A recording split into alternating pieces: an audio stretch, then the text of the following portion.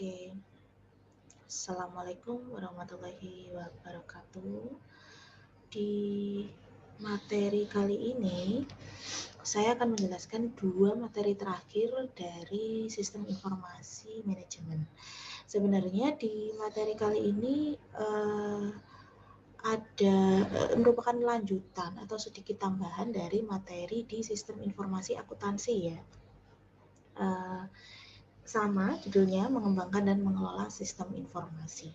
Jadi di sini saya akan mengulang saja sebenarnya, mengulang sedikit dan ada beberapa tambahan sedikit lah. Kalau di sistem informasi manajemen itu fokusnya di mana gitu ya. Nah, seperti yang di framework atau kerangka kerja di sistem informasi manajemen, di setiap kasus itu kan biasanya ada kerangka kerja ini. Jadi intinya adalah dari sini, jadi berangkat dari masalah bisnis yang dikaitkan dengan organisasi, teknologi, dan satunya ini manajemen ya. Jadi di sini ini sebenarnya kalau di buku kerangka kerja yang umum, di sini ini adalah manajemennya. Manajemen ya. Di sini manajemennya. Jadi masalah bisnisnya sekarang apa yang berhubungan dengan satu manajemen, dua organisasi, dan tiga teknologi gitu. Jadi kita berangkatnya dari situ dulu. Misalkan ini contohnya di SDM gitu ya. Ini contoh saja ya. Ini contoh saja di SDM. Itu kita evaluasi dulu sistemnya itu seperti apa, atau prosedur lah ya. Kita ngomongnya kalau misalkan sistem itu proses ya, sistem itu proses. Jadi evaluasi dulu yang ada itu sekarang seperti apa. Terus habis gitu kita kita mengukur juga mengenai efisiensi biayanya. Kaitannya sama organisasi, kita kaitkan dengan prosedur manualnya, apakah perlu diminimalisasi prosedurnya, ataukah kita perlu merancang bisnis yang baru. Setelah itu kita lengkapi dengan teknologi, apakah membutuhkan software atau hardware yang baru, ataukah yang sudah ada tapi hanya dimodifikasi saja. Nah, jadi sekali lagi berangkatnya dari sini ya, berangkatnya dari masalah bisnis dulu, yang kaitannya sama manajemen, organisasi, dan teknologi. Setelah itu, sistem informasi bisa memberikan rekomendasi apa gitu. Contoh, ini susunan interaksi setiap prosedur pada setiap proses bisnis. Jadi karena kita ngomongnya SDM tadi, jadi interaksi prosedurnya itu seperti apa, interaksi prosesnya itu seperti apa. Misalkan kita ngomong tentang penggajian ya, kita ngomong tentang penggajian itu kan nggak mungkin SDM saja yang terlibat di dalamnya atau sumber daya manusia saja, pasti akan terkait dengan pencatat waktu gitu kan. Pencatat waktu itu apa? Pencatat waktu itu bagian dalam organisasi ya, yang mencatat jam kerja misalkan seperti itu. Setelah dicatat jam kerja, direkap, habis gitu ditaruh di bagian SDM, siapa yang menghitung tarifnya, apakah bagian SDM kah ataukah langsung diserahkan kepada bagian keuangan kah? Nah, itu tergantung perusahaan menyusun prosedurnya seperti apa gitu ya. Jadi interaksi antar fungsi, antar sistem, antar departemen itu dalam proses bisnis kita, contohnya tadi adalah penggajian, itu seperti apa gitu ya. Terus teknologi yang digunakan di setiap prosesnya itu seperti apa yang mendukung interaksi ya. Jadi seperti itu. Terus solusi bisnisnya apa? Jadi ini kita ngomong rekomendasinya, jadi interaksinya itu seperti apa, rekomendasinya seperti apa. Nah, solusi bisnis itu adalah dari rekomendasi-rekomendasi ini kita pilih mana yang sekiranya paling meningkatkan efektivitas dan efisiensi, dan mana yang paling mengurangi kesalahan gitu. Jadi kesalahan ini taunya dari mana ya, dari identifikasi masalah bisnis di manajemen, organisasi, dan teknologi gitu ya. Nah, terus setelah kita berikan solusi bisnisnya, kita pilih solusi bisnisnya, apakah ada masalah bisnis lagi selama proses implementasi. Jadi seperti itu terus ya. Jadi ini kerangka kerja yang selalu dipakai di dalam manajemen information system gitu ya. Nah, sekarang berikutnya. Ini contoh-contoh usulan pengembangan sistem atau perubahan sistem. Jadi pengembangan sistem itu tidak harus dimulai dari pertama ya, tetapi bisa kita modifikasi dari prosedur yang sudah ada saja gitu ya.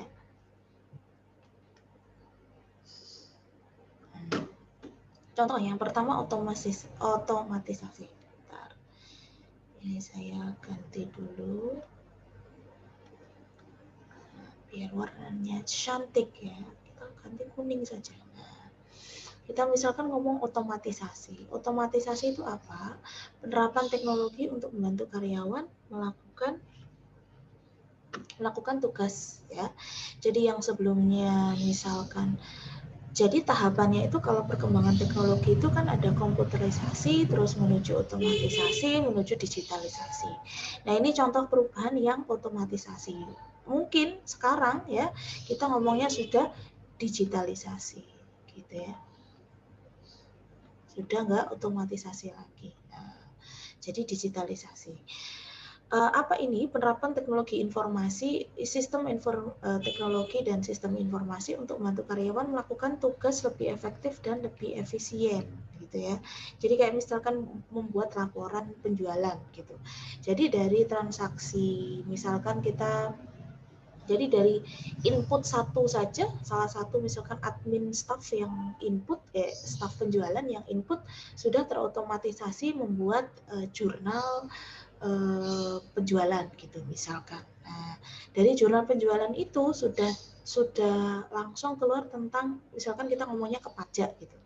Jadi contohnya kayak misalkan ini di penjualan ya, di penjualan gitu misalkan kita ngomongnya penjualan. Yang input pertama kali misalkan staf penjualan ya. Staf penjualan input transaksi ya kan. Dari input transaksi terus habis gitu ini otomatis sudah jadi jurnal gitu misalkan. Setelah itu juga otomatis jadi e-faktur gitu misalkan. Sudah terotomatisasi. Nah, yang ini masuk bagian akuntansi misalkan ini pembelian kredit berarti masuk akuntansi piutang. Kalau e-faktur masuk yang bagian legalnya atau pajaknya di dalam perusahaan. Nah, misalkan seperti itu. Ini contoh otomatisasi, gitu ya. Ini contoh salah satu transaksi saja. Nah, berikutnya adalah rasionalisasi prosedur.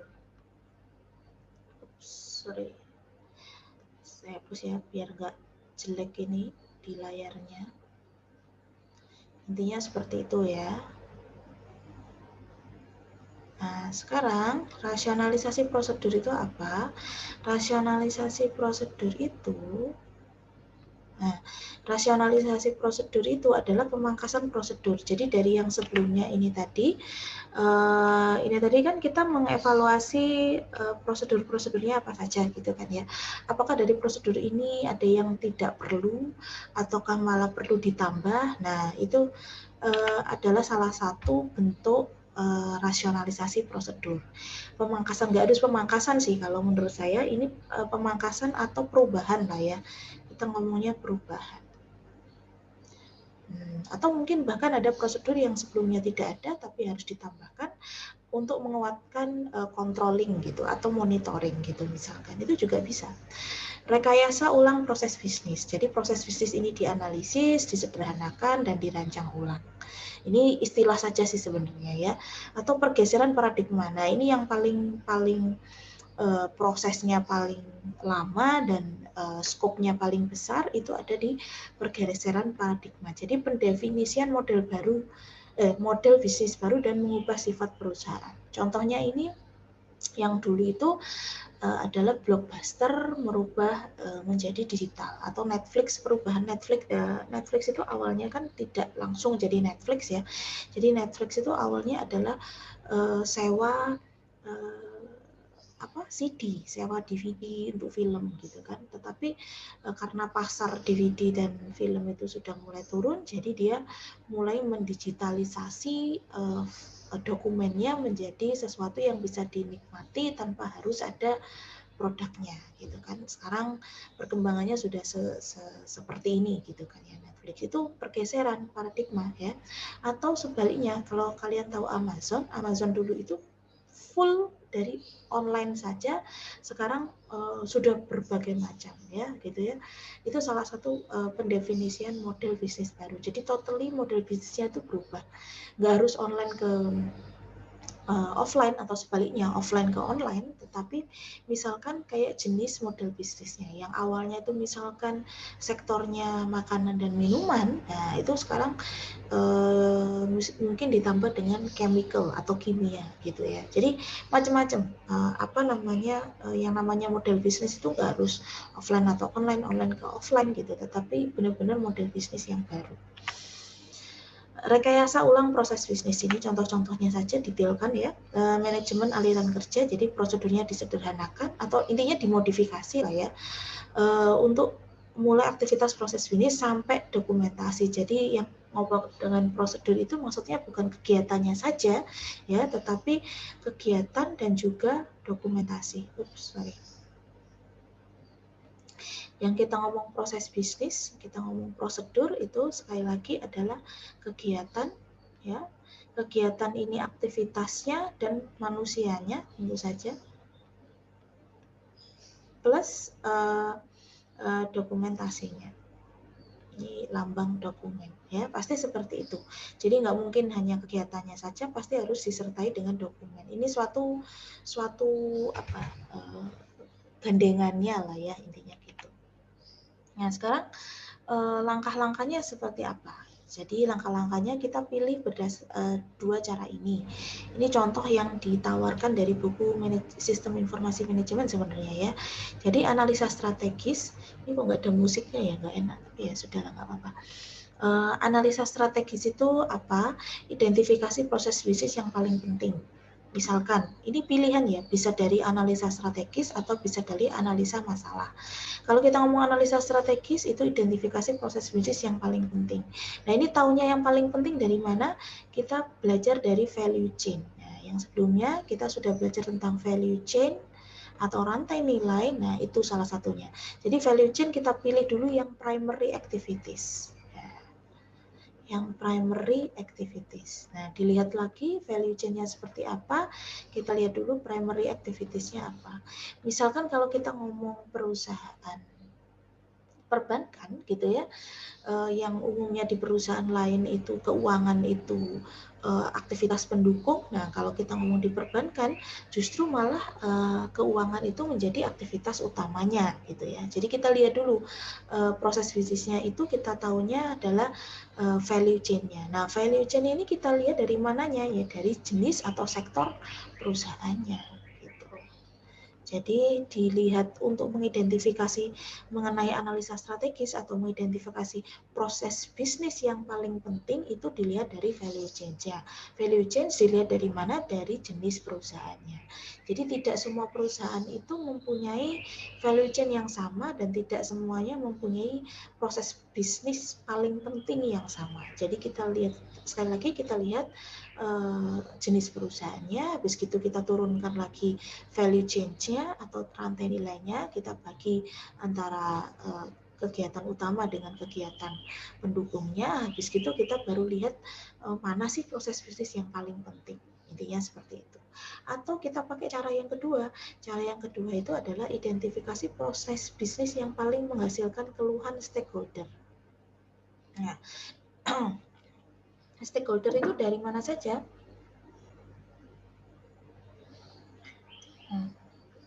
Stakeholder itu dari mana saja? Ya, kita mulai dari stakeholder utama. Kita mulainya dari customer dan juga pemegang saham. Gitu. Kalau pemerintah, sosial, karyawan, itu mungkin nomor 2 lah ya gitu. Atau ya nggak harus nomor 2 sih. Kayak misalkan ada perusahaan yang mengutamakan employee-nya gitu misalkan, karena dengan persepsi bahwa ketika employee itu diutamakan maka customer itu akan secara otomatis itu akan dilayani dengan baik oleh employee kita. Nah, sekali lagi balik lagi di materi yang customer relationship management system. Nah, di situ kan ada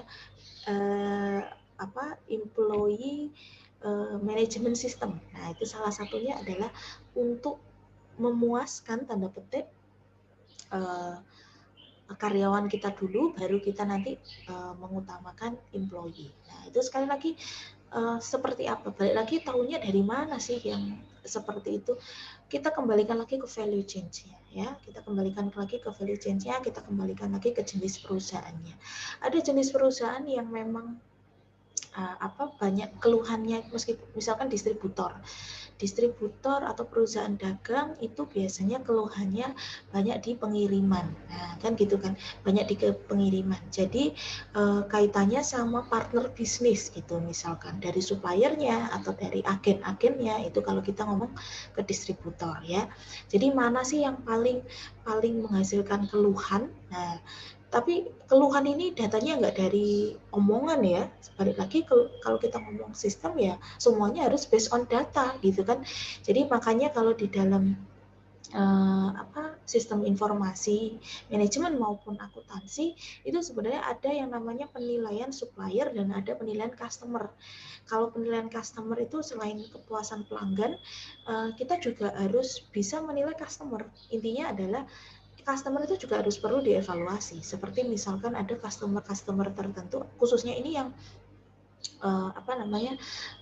spesifiknya itu ke B2B, ya, atau business to business. Jadi memang bisnis kita itu melayani perusahaan, jadi bukan melayani end buyer tapi perusahaan. Nah, itu selain kita memperoleh data mengenai kepuasan pelanggan, kita juga sebaliknya kita juga bisa menilai tentang bagaimana evaluasi atau kerja dari customer itu bisa. Nah, tujuannya apa? Untuk mengumpulkan data mengenai keluhan. Nah, itu keluhan itu tidak harus dari stakeholder sebenarnya. Kalau menurut saya keluhan itu bisa dari perusahaan yang ditujukan kepada pihak stakeholder, itu juga bisa. Makanya di dalam perusahaan itu tidak harus kita yang dinilai, tetapi kita juga bisa menilai. Contohnya kita menilai supplier. Misalkan kita harus melihat supplier itu pengirimannya lancar atau tidak, ataukah barangnya banyak yang retur atau tidak, ataukah barangnya sesuai dengan pesanan secara spek dan sebagainya.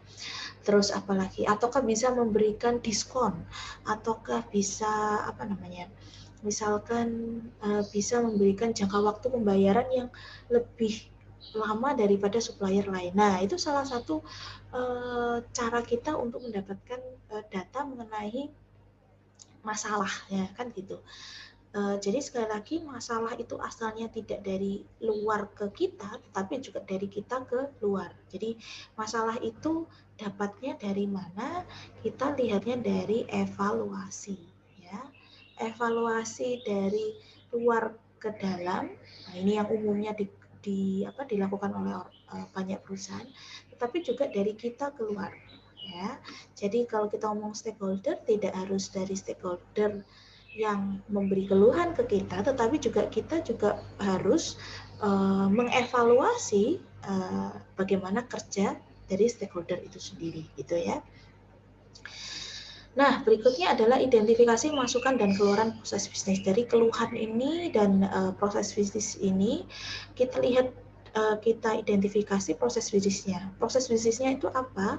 Paling gampang dilihat dari prosedurnya. Ya, seperti itu ya. Terus berikutnya identifikasi aliran produk atau jasa. Nah, ini juga sama sih sebenarnya.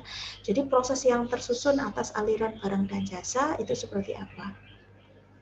Jadi ini tuh urutan ya sebenarnya dari mengidentifikasi analisa prioritas dulu, dari mana, bisa dari analisa strategis atau dari analisa masalah.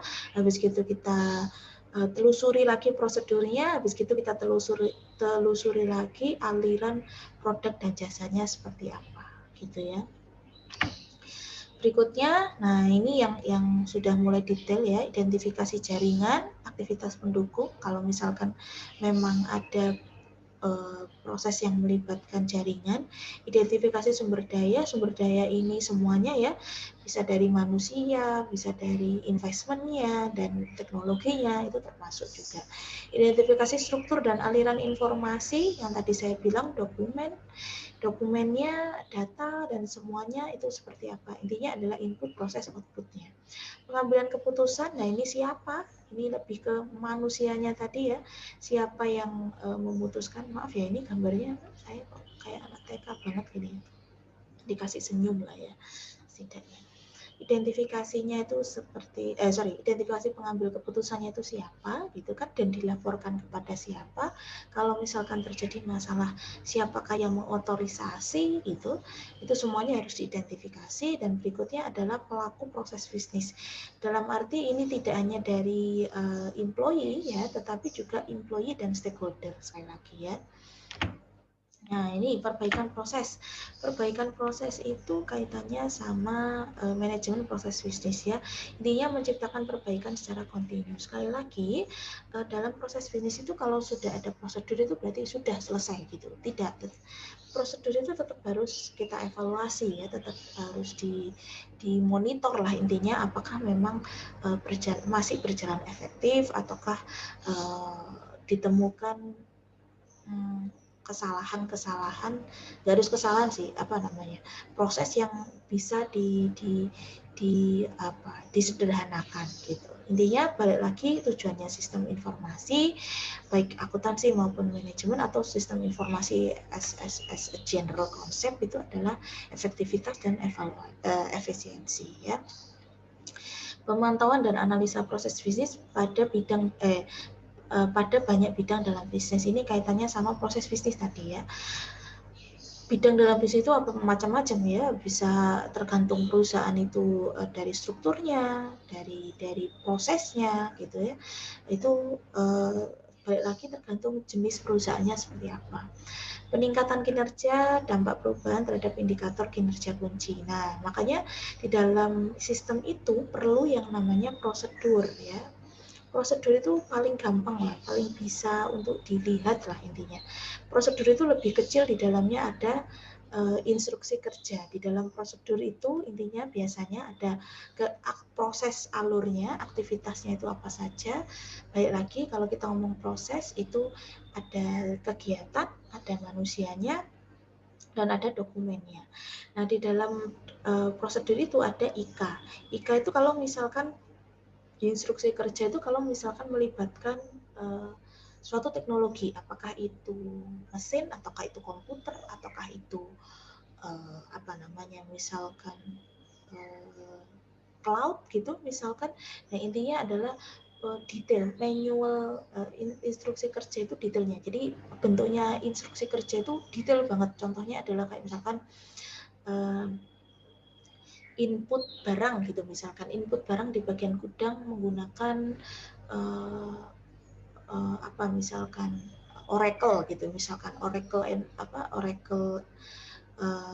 inventory gitu misalkan. Nah, atau menggunakan SAP atau menggunakan ERP gitu misalkan. Nah, itu yang dari prosedur itu kan ada prosesnya. Jadi input barang saat barang datang oleh bagian gudang, misalkan seperti itu. Nah, berarti kan di situ ada bagian gudang. Nah, bagian gudang itu cara inputnya itu misalkan menggunakan Oracle tadi ya, Oracle Inventory. Nah, cara menggunakan itu kan dia menggunakan software ya, software Oracle. Mulai dari inputnya itu adalah klik input, masukkan kode barang, masukkan jumlah barang, masukkan gudang, nomor gudang, terus setelah itu jenis barang, misalkan apakah ini bahan baku atau barang jadi. Nah, seperti itu proses tahapan-tahapan dia menggunakan software itu namanya instruksi kerja gitu ya. Jadi lebih detail daripada prosedur. Atau misalkan kalau misalkan di bagian produksi gitu, cara pencet mesinnya gitu, atau sampai misalkan bagian penjaga gudang itu cara mematikan mesin sampai lampunya itu dimatikan, lampu gudang, itu semuanya namanya instruksi kerja. Kalimat di prosedurnya, judulnya hanya memastikan bahwa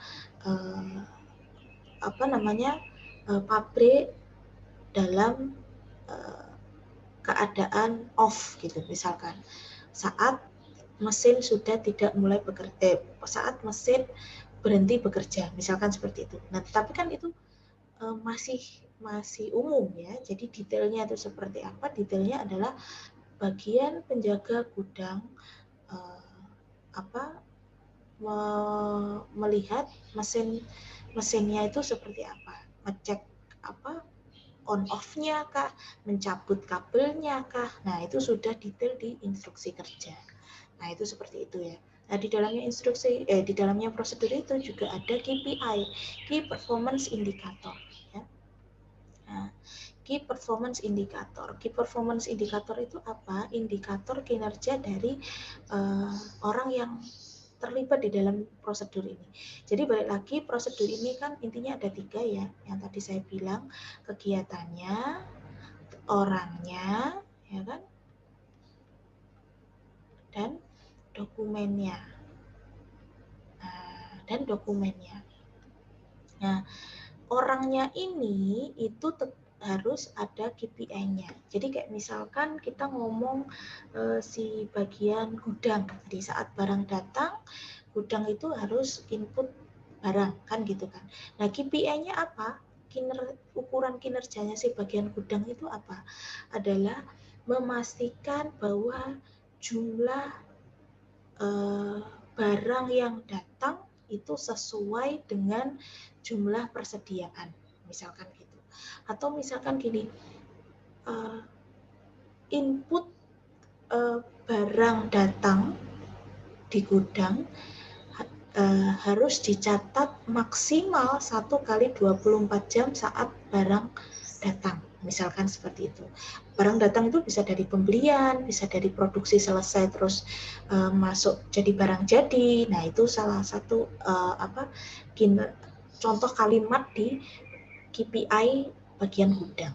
Nah, jadi KPI itu nggak hanya sales ya, jadi target sales itu nggak, kasihan bagian marketing kalau semua KPI itu hanya dikaitkan dengan sales saja. Tapi KPI atau Key Performance Indicator atau indikator kinerja itu semua bagian yang tercantum dalam prosedur itu harus ada KPI-nya ya. Jadi seperti itu contohnya. Jadi semakin detail tentu saja akan semakin memberikan panduan, tetapi tidak sama dengan semakin detail itu semakin efektif ya, tidak. Jadi intinya semakin detail memang semakin bisa memberikan panduan. Nah, tujuannya apa sih kok dibuat sedetail itu? Balik lagi, kita kalau misalkan nanti ada yang tadi itu loh, analisa masalah, kita bisa telusuri masalah itu, misalkan ada keluhan dari supplier atau keluhan dari customer gitu. Misalkan kita perusahaan dagang, customer kita kan agen-agen gitu kan ya. Misalkan banyak keluhan dari agen-agen itu yang pengiriman barangnya itu telat gitu. Pengiriman barang telat itu belum tentu bagian pengiriman yang menimbulkan masalah itu, tapi mungkin saja dari bagian gudang yang saat input barang jadinya itu dia telat gitu misalkan. Jadi barang jadi dari factory, dari pabrik itu nggak langsung diinput oleh bagian gudang. Jadi diinputnya adalah saat mau kirim. Nah, itu baru diinput gitu. Nah, itu salah satu yang bisa kita telusuri, salahnya itu core-nya itu dari mana, itu caranya kita menelusuri itu dari prosedur. Nah, makanya prosedur itu kalau bisa dibuat selengkap mungkin gitu, agar kita bisa telusuri kalau memang terjadi masalahnya itu di mana sih. Nah, intinya seperti itu. Jadi kita bisa telusuri dari prosedur itu. Nah, kalau misalkan di prosedur itu tidak ada keterangan bagian gudang itu input barang jadi itu maksimal 1 kali 24 jam setelah barang masuk di gudang. Kalau misalkan tidak ada keterangan seperti itu, ya bagian gudang bisa, sudah saya input kok, kan bisa seperti itu toh, sudah saya input kok gitu. Hanya memang sudah diinput, tetapi diinputnya kapan itu tidak bisa ditelusur karena memang prosedurnya tidak memberikan pedoman tentang itu. Nah, sebegitu pentingnya ya, sebegitu pentingnya kalau kita ngomong tentang prosedur. Nah, berikutnya manajemen kualitas dan Six Sigma. Ini ada dua konsep, total quality management dan Six Sigma. Sebenarnya ada satu lagi, kalian bisa lihat di di materi manajemen strategis itu ada balance scorecard. Nah, ini sebenarnya satu gandengan sih ya, balance scorecard, total TQM sama Six Sigma. Itu basically adalah mengevaluasi proses, intinya gitu. Kalau di balance scorecard itu biasanya dia mengevaluasi implementasi strategi. Nah, kalau total quality management dan Six Sigma itu mengevaluasi proses, biasanya gitu. Tapi sebenarnya itu saling terkait ya. Kalau kita ngomong evaluasi implementasi strategi itu pasti di bawah-bawahnya turunan-turunannya balik lagi prosedur, IK dan sebagainya ya. Jadi kalian ini tidak bisa saya jelaskan detail di sini karena ini referensinya banyak sekali. Jadi please read more on total quality management, Six Sigma itu seperti apa. Balance scorecard kalian bisa mendengarkan materi saya di YouTube juga di evaluasi strategi ya. Intinya kalau total quality management itu adalah ini konsepnya semuanya kayaknya semuanya dari Jepang ini kayaknya. Mereka kan freak ya terhadap terhadap kualitas gitu. Jadi konsepnya ini kalau nggak salah awalnya dari Jepang semua. Atau konsep Kaizen ya, continuous improvement atau perbaikan secara terus-menerus. Nah, itu juga konsep dari sana. Detail singkat saja ya, total quality management itu kualitas merupakan tanggung jawab semua orang. Artinya semua fungsi ya, semua orang dalam fungsi itu. Pengendalian kualitas merupakan kunci utama. Jadi kualitas itu tidak hanya dari produk ya, tetapi semua proses gitu ya, semua proses bisnis mulai dari pembelian, mulai dari barang datang, produksi, terus habis gitu penjualan. Jadi proses bisnis. Kualitas cara sellingnya itu seperti apa, atau kualitas proses kalau kita ngomong penggajian aja, kualitas menentukan tarifnya itu seperti apa, apakah asal saja gitu kan, tidak memperhatikan undang-undang, tidak memperhatikan compliance terhadap tarif daerah tertentu, itu juga kualitas ya. Nah, kalau Six Sigma, 6 Sigma itu jadi kualitas itu dilihat dari 6 sisi lah intinya gitu. Nah, kalau balance scorecard ini namanya ada 4 perspektif namanya. Nah, jadi ini sebenarnya kerangka kerja saja sih, tidak harus panduan saja sebenarnya, bisa pakai ini, bisa pakai ini, bisa pakai ini, atau perusahaan mengembangkan sendiri cara mengevaluasi kualitasnya boleh saja. Yang penting adalah dilakukan. Jadi evaluasi itu penting sekali karena evaluasi itu kita biar tahu bahwa apa yang sudah kita lakukan itu apakah memang berjalan sesuai dengan semestinya, gitulah intinya. Semestinya itu dilihat dari mana? Yang paling detail dulu prosedur. Apakah prosedur itu bisa meningkatkan nilai perusahaan, bisa mencapai goal perusahaan.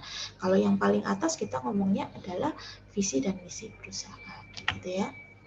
Nah, pengembangan sistem informasi itu siklusnya seperti ini. Jadi pertama ini adalah analisa, yang kedua adalah perancangan, yang ketiga adalah implementasi ya. Di implementasi ini ada dua sebenarnya, implementasi real implementasinya sama evaluasi. Nah, evaluasi ini kalau kita ngomong di perusahaan secara umum itu salah satunya adalah audit ya. Salah satunya adalah audit. Jadi ini siklus ya, berputar terus. Setelah diimplementasi, terus habis itu kita audit, hasil auditnya nanti atau hasil evaluasinya kita lihat di analisa dan sebagainya.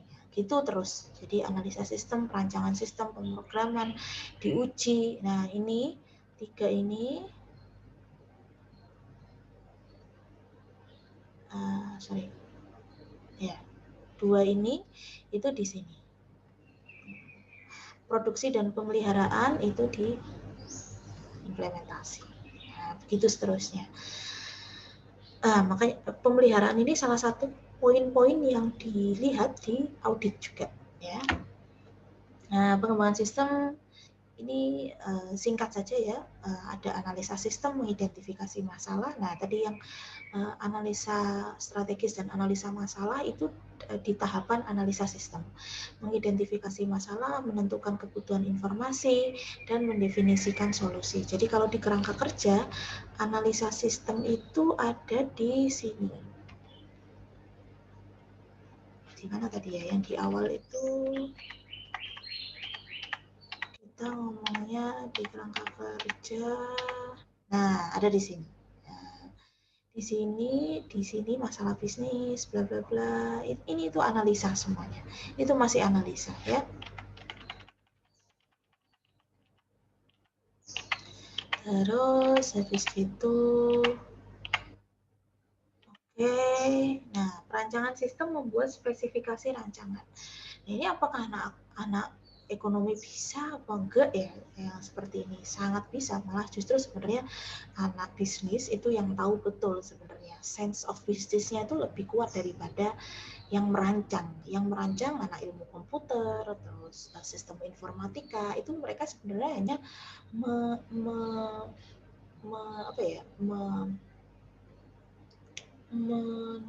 mendetailkan, bukan ya, mewujudkan dari kerangka kerja yang disampaikan oleh bagian bisnis, biasanya seperti itu.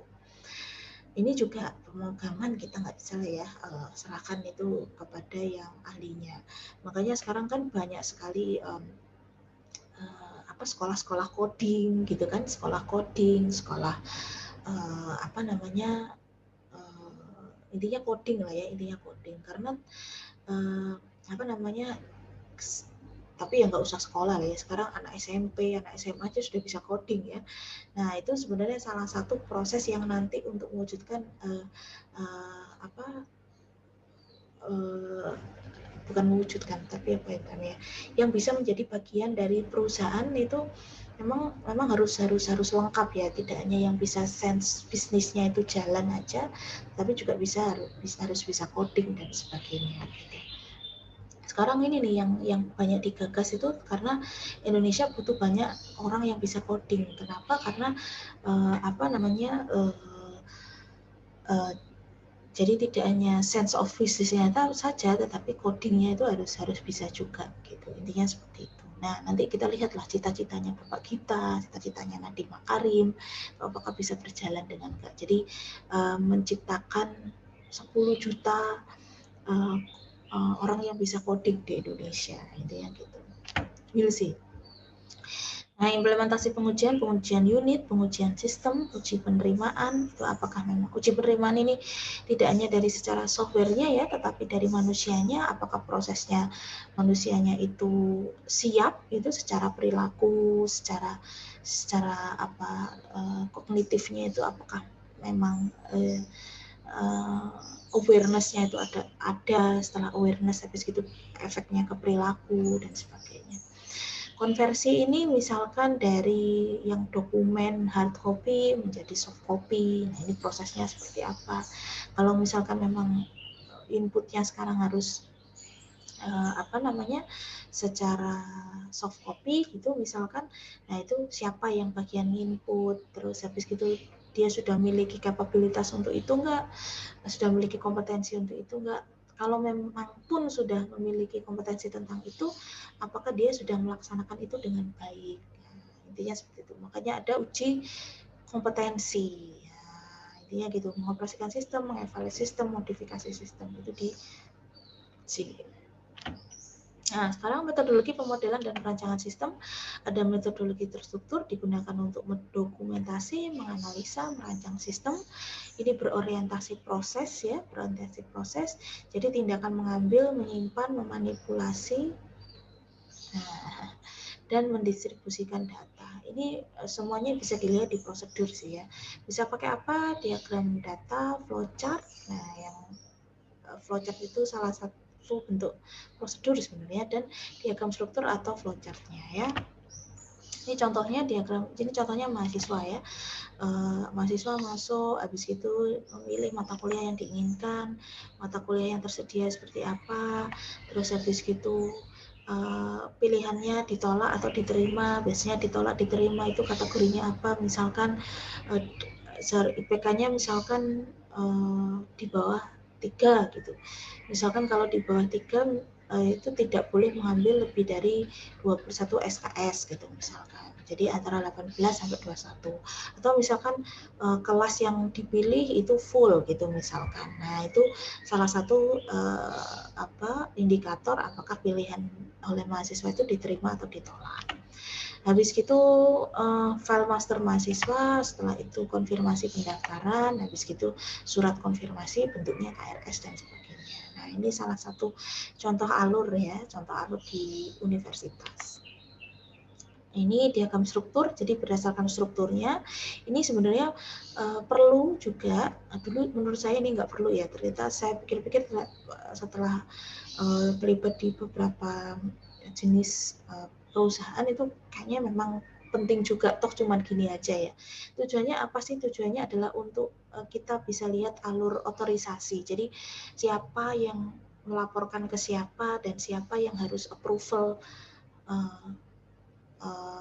bagian apa. Nah, itu tujuannya adalah untuk tahu bahwa antar bagian, tidak hanya bagian itu maksudnya tidak beda departemen enggak ya. Misalkan dalam satu departemen saja, misalkan kayak pengajian gitu, itu kita harus tahu siapa yang bagian kerjaannya ngapain, di approve oleh siapa. Nah, tujuannya apa? Karena biar kalau misalkan terjadi masalah gitu, tidak hanya yang input saja yang disalahkan. Nah, intinya gitu. Toh hasil dari inputnya itu kan dilaporkan juga ke bagian atasan. Nah, bagian atasan kan juga approve ya. Approve itu bisa digital signature atau bisa sekedar approve check gitu di dalam sistem, atau misalkan kalau yang masih manual gitu ya tanda tangan gitu misalkan. Nah, dengan dia tanda tangan berarti kan dia sudah ngecek apa yang dilaporkan oleh anak buahnya. Nah, itu tujuannya adalah diagram struktur ini tujuannya adalah seperti itu. Nah, contoh analisa proses bisnis organisasi ini saya review saja ya dari materi-materi di sistem informasi akuntansi. Jadi kalian lihat lagi masing-masing materi di sistem informasi akuntansi. Ini contoh-contoh saja, ada pembelian, ada ini divisi-divisi yang terlibat apa saja, terus habis gitu penjualan dan piutang. Nah, ini divisi yang terlibat, ya begitulah ya, ini contoh-contohnya saja. Nah, seperti itu saja sih. Jadi kalian kalau lupa materinya seperti apa, nah silahkan didengarkan lagi materi di setiap proses bisnis ini. Oke, thank you. Semoga materi kali ini bermanfaat. Tolong tetap dibaca bukunya ya, diulang lagi, atau misalkan kalian memang lebih nyaman untuk belajar dari buku yang lain atau referensi yang lain, monggo saja, silahkan, bebas ya. Oke, itu saja, semoga bermanfaat. Terima kasih, saya akhiri dulu. Assalamualaikum warahmatullahi wabarakatuh.